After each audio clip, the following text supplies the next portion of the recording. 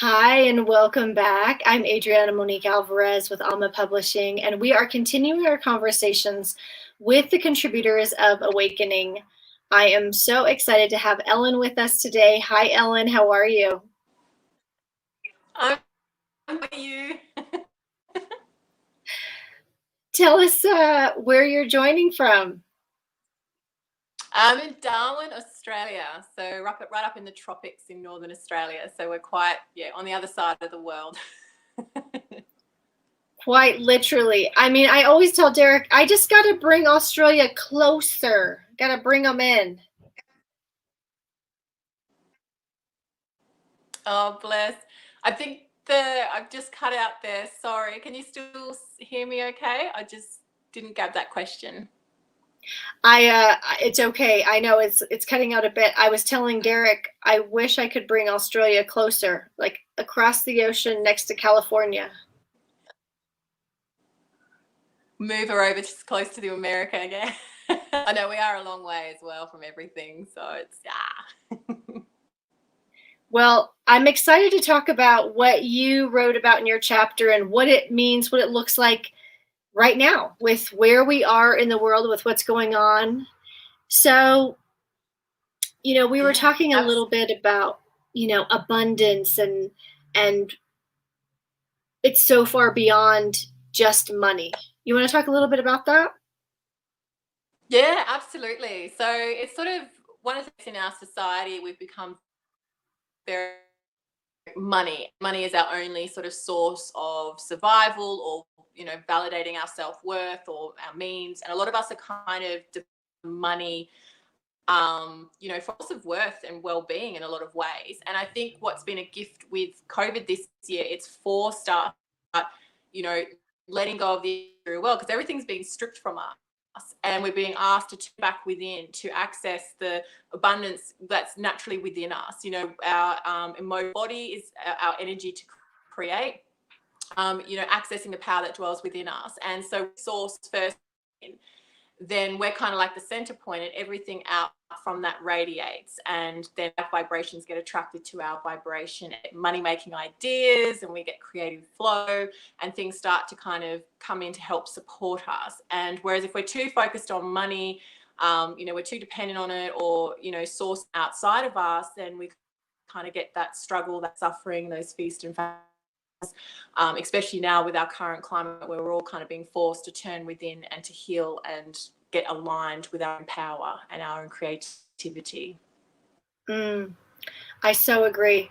I'm finding that the people who are willing to tap into that creativity, to practice it, to play with it, really are doing the best right now in all ways, emotionally, physically, spiritually. And like you said, you never know what it leads to and the other ideas or connections it creates. And I've experienced that for myself. And it's been a lot of fun. Bless. I was telling you. Sorry, the reception at my end is super bad. So I know. Let me see here. I don't know what's happening over here. I've got everything turned off on here. It just keeps cutting out, and then I'm like, oh no, I didn't hear. You're like, what did you say? I'll tell you what. You talk to me. Sorry, I didn't catch that either. I'll write you a chat. It's all perfect. It's all perfect. I mean, isn't it a miracle that we can talk at all? I know, it's amazing, isn't it? And this is in itself is a form of abundance, sharing our knowledge with other people, sharing our messages, the lessons that we've learned. It's that exchange of energy. So I think abundance for. So when we start to appreciate, our relationships, we start to appreciate, the knowledge and wisdom that other people have shared with us, or abundance, people helping us out or exchanging ideas. Yes. They're all forms of abundance and love and support. And so if we can open ourselves up to that and have gratitude and appreciation. I love that. That's part of what this book was about, right? Is everyone sharing what they know, what they've lived, what they've experienced. Yeah, absolutely. And that's abundance. It's a form of, yeah, absolutely. So how would you say we can connect deeper with this abundance that's within us? Yep. So was that how can we How can we connect to the abundance that's already within us? Yeah, beautiful. So it's really about coming home. This from what I've learned in my own journey is coming home to the present and really grounding into your body and becoming aware of, because your life is always now. Your point of power is always now. It's never tomorrow or yesterday. It's always now. So we're creating our future by choosing to focus our energy on thoughts we choose to believe, our emotional body. And so when we start to come home to the present moment and start to become aware of our emotions, being uses our emotions to guide, to warn us when kind of creating out of alignment with the love and truth that we are, or in alignment with the love and truth that we are. So a lot of us, if we're feeling that anxiety or stress and lack and scarcity and that kind of tightening, that's your inner being warning you, saying, beloved one, you're out of alignment with the truth that you are. You know, come home to the present moment, be aware of the stories you're telling yourself, and shift story. So when you start to shift and change the story and focus and seeing what's already in your life, appreciating it, having an attitude of gratitude, you'll start to find that energy will shift and your emotional body will start to feel really joyful and peaceful and happy and excited and going kind of with that flow. Inner being only knows abundance. It only knows love and joy and all the rest of it. And it's always there. But when we're so caught up in the external world and the egoic mind and we're kind of in the past and future, become distant. So if we can become home to the present moment, become aware of how we're feeling and choosing the thoughts and believing the thoughts that create the emotions of abundance, peace and prosperity and well-being, then that flows us into the world and if that makes sense. So it's coming home to that present moment is always our power. And I find when I know I'm having a freak out and my emotional body will to go, warning, and sort of anxiety and stress. And then I know, okay, come home to my breathing, ground into my body, become aware of this, just be here now. And when you're fully present, then peace, who you really are, that peace, that soul understanding starts to emerge. And then you start to see the reality of things rather than kind of going off into some big drama, you know, of something that has or hasn't happened yet. So it's, yeah, coming home to the now. It's very powerful. I like what you say, get into the drama of what hasn't even happened yet. And most likely will not happen. Right? Yeah. Absolutely. I mean, you see it with COVID. Everyone's kind of gone into this freak show. And it's like, no, there's actually a really beautiful blessing taking place if you just tap into it. Yeah. It's very interesting. Wouldn't it be amazing if people could use the same amount of imagination, passion, energy to think about and create what they really want, what they really desire versus what they don't want and they don't desire? I mean, imagine that. Absolutely. It'd be amazing if people, because I think, and I know in my own journey as well, and I sometimes still do it as well, where our default timing is to go into worst case scenario, is to go into negativity, is to go and focus all of our energy on what we don't want. And so it's like we're always creating, manifesting, whether consciously or unconsciously. And most we see in this world is people creating and manifesting what they don't want. And I think the biggest part is because they don't believe. Usually underneath it, I've found in my work as a healer, there's usually a deep wound of not having trust, not having faith that they're, you know, it could work out for them, having a lot of insecurity, self-doubt, self-hatred or self-loathing. So often underneath that default programming of, you know, manifesting, creating what they don't want is usually because there's a wound, something deep happening in there where it needs to heal and shift, and the truth of who they are, and then go from there. So I tend to find that's what I've seen. That's been that default programming is wounding on some level. So true. So true. It's like returning to our truest nature. Yes. Yeah. Trust. Yeah. Yeah, absolutely. And I think as well, returning home to that source that is always within us and connects us to, the source of all that is. And I think a lot of us are learning as well how to heal our relationship, because, it takes trust and faith that you're trusting in something you cannot see, you cannot touch, you cannot taste or feel, but is there behind the scenes helping and supporting you in creating what you do.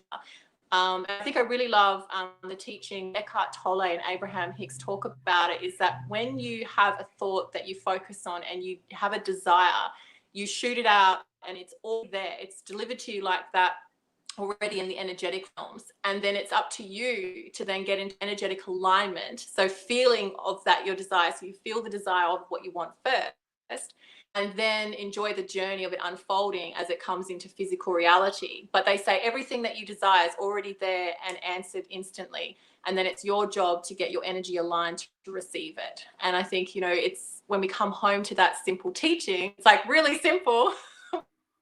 Third part of getting aligned is a hard thing for a lot of people, because they're so dependent on the material world and they're caught up in all their ego and toxic negativity.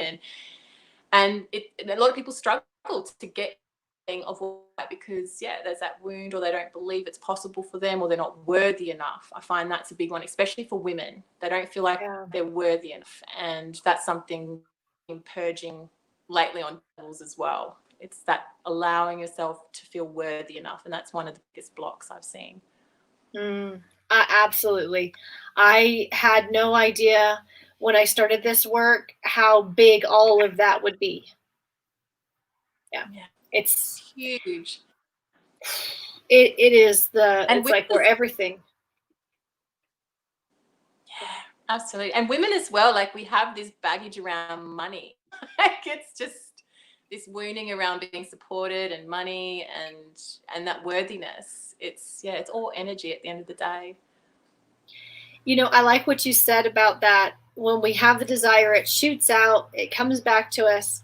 And one of the things that I have found, as long as I don't need to hold it right here, this red hot minute, then it's okay, right? And it's so funny, because I have kids who they'll go, "Hey mom, we want some oatmeal." I'll go, "Okay, I'm gonna go make it. I'm gonna go to the bathroom, I'll come make it."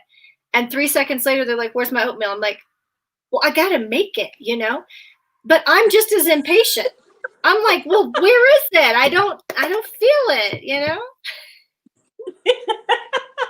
And I think that's where we end up then turning off the physical manifestations, because we sort of put out, it's almost like one of my teachers taught me once, said it's like an oven. You kind of put your desire into the oven, you set it a perfect temperature, and then that time in the oven so that it needs to cook and bake, so then it can be that beautiful for you to eat. But if you go and open that oven door and start yelling at it, going, why the F aren't you finished cooking yet? It's already been 15 minutes, hurry up. And then we miss out on that kind of the process of it. And I think that's what a lot of us do, is that when we don't see it, can't touch and taste or feel it yet, we then go into doubt, and then we go into the lack and the scarcity and what hasn't happened. And I think that's something then because your inner being will warn you with those feelings of anxiety or depression or lack or scarcity, and contracting. And so then I think that's when we go, oh, hang on, come back to the present moment, trust and faith that it's unfolding, get into the feeling of it already being here, always affirming that it's always here already. I think people are always in the future or the past, but it's important to affirm as if it's already happened now. And at the end of the day, I tend to find, just quickly, something that's coming through, at the end of the day, it's actually not money that you really want. It's not a physical manifestation of something that you actually want. It's actually the feeling that you're really wanting, the feeling of peace, the feeling of security, the feeling of support, the feeling of love. And those states are already within you, regardless of what's happening with your bank account balance or the economy or what other people are doing. And so if we can tap into that, there's a lot of power in that. So true. That's the feeling that we want. I like that. What a great practice to identify how I think that money or that thing, that house, that car, that whatever is going to make me feel, and then choose to feel it right now. Yeah, exactly. Because I tended to find that, like, when I first started out in business, and you know yourself, when you're starting as an entrepreneur, you have, you're testing things, you're not necessarily making money, but I found that I kind of went into ego conscious, where I was like, I have to make money in order to validate myself that I'm worthy enough or good enough, or that, I'm a good healer or whatever. And then when I started making that bigger amounts of money in business or whatever, I felt empty. And I realized that I'd been basing my sense and source of self and worthiness on, how much money I made. And so when I let that go and came home to within, and having that loving relationship with self and connecting to the source within me, that love and that joy, peace and abundance, it was like, then when the money did come, it was just an extra, icing on the cake. And it was like, oh, this is beautiful, gratitude and appreciation. But my sense of self or worth was no longer kind of dependent on that happening, if that makes sense. So it's Yes. Around. Yeah. It's true. We always think that in the beginning, and of course, clients, I can't tell you how many times they've said, yeah, but when that happens, then this, and it's always this, they're interconnected. It's like, no, pull it apart. I like Resistance this. comes.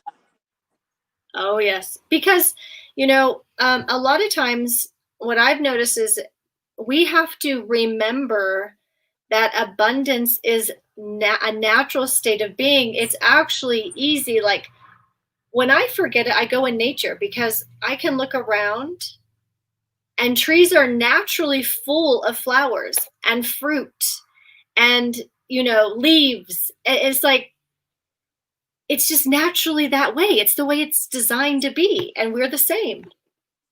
Yeah, absolutely. Absolutely.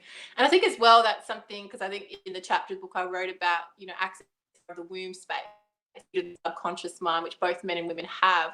And one of the analogies that every time I go into that, like work with someone in that area, so I go straight into the root of it all. And it's always the visual is an inner garden. So every time when you go and access someone's subconscious mind or their seat of their power, it's always kind of visually shown as a garden. And it'll show you where the weeds are at and where the toxic, the seeds that they've been planting sit, pull out the soil and, clean it all up. Because one of the things they sort of showed me is that your thoughts are the seeds. When you believe in a particular thought, you then water it with your emotions, and it's your emotions that gives that thought life. And then it plants it into the soil of your subconscious mind, which say is the base of your body. And that's whatever happening in your subconscious is then what intelligence is creating with. So that's the sort of process I've been shown. And so we have this inner garden of creation within us. And so by going into the subconscious mind and into your inner garden of creation, you can start to sort of pull out all the weeds at the root level and plant new beautiful seeds that are in alignment with what you desire. So they kind of said you can thoughts of lack and scarcity and water it with emotions of fear, and then you're going to get bitter fruit. Or you can choose thoughts of abundance and prosperity and get the emotions of love and joy, and then get plants that are going to give you luscious fruit. So it's always that choice of what garden are you choosing to grow. I like that. What garden are you choosing to grow right now? And we can always pause and reevaluate and change direction, change our focus. Yeah. Absolutely. I remember years ago when I was in India, I met beautiful, he was claimed to be 200 years old yogi, and he vibrated love. Like he'd actually learned how to master the elements. And I remember sitting down one day and he was talking about, like he was kind of clicking his fingers, and he said, like this can change the direction of your life. So even if you've been a really nasty, negative person, and in this moment you decide, I'm going to be a good person, then you change direction. And the same if you've been a good person all your life, and then like this, you decide, I'm going to be a bad person. He said, you can change direction at any moment that you desire. So even if you've been going down the path of lack and poverty and scarcity, you can change that right now in this moment and shift your energy and go in a whole new direction of abundance and prosperity. And I really liked that analogy when he said that, because it's like, I think people put a lot of pressure on themselves and a lot of shame and guilt, saying, oh my God, my life, what have I created? And you know, it's never going to change, I'm not good enough, worthy enough. And it's like, if you shift that in the now, where is always your power, then you can always go in a new direction. Like now, today, this moment. If you don't like your life, just... You don't have to kind of gear up for it. You can do it right now. Yeah, absolutely. Yeah. And I think that what you just mentioned before as well about, you know, when you've spoken to clients and that resistance comes up, or they're like, oh, but this, or, you know, and they think, you know, oh, in the future when this happens, then, you know, I can do it. But it's coming back like now. If I make the choice now, I'm going to invest in myself. Now I'm going to make the change. Now I'm going to do this. Then that then changes the thread of your future. And I think a lot of people don't realize that. They're sort of waiting for, I think, some knight in shining armor to kind of come first and rescue and save them and do it all for them and then sort of do it. But I've always found making that choice now, it's scary, and like things are going to come up, because once you make that decision, the old's going to start coming up to be healed and released. And then you're going to be pulled in that new direction as you've attuned your thought, a new vibration. So true. Now. It's all now. It's all, this is all we've got right now. What are we going to do with it? Yeah, exactly. Yeah. And I think, don't worry about the future. I think there's a beautiful saying, I think I learned, it was in AA teaches this, and they were saying, just focus on today. Today is all you need to look at, and this moment. And you can then, and that just takes the pressure off that whole, like, you know, thinking about next week, next month, next year. It's like, all you have to think about or focus on is today, this moment. That's all. Right? And and you think about it, that whatever you're doing each day, if you had to do that for the rest of your life, you know, how does that feel for you? So if you've been in this kind of negative poverty consciousness state, do you think, do I really want to be like this for the rest of my life? Well, today, in this moment, I can change that, and I'm going to choose abundance and prosperity and gratitude and appreciation. And today, I'm going to feel like that regardless. And then it moves from there. That's a beautiful way of putting it. And for us to, I always like to say, like, that's the nugget that I can walk away with. And I really appreciate you contributing this chapter for this subject, for this discussion, because we really do have to remember we are abundant, regardless of what's happening in the world, regardless of what the bank account says in any one given moment. It's who we are. Yeah. Thank you, Absolutely. Ellen. I love that. Yes. I want to remind everyone to pick up their copy of Awakening. It's available on Amazon. You can go straight to Ellen's chapter and learn more about the work that she does and all of the ways to connect with her. Thank you for joining me all the way over there on the other side of the world. Big hugs from Colorado. I'll talk to you soon. Bye. Bye.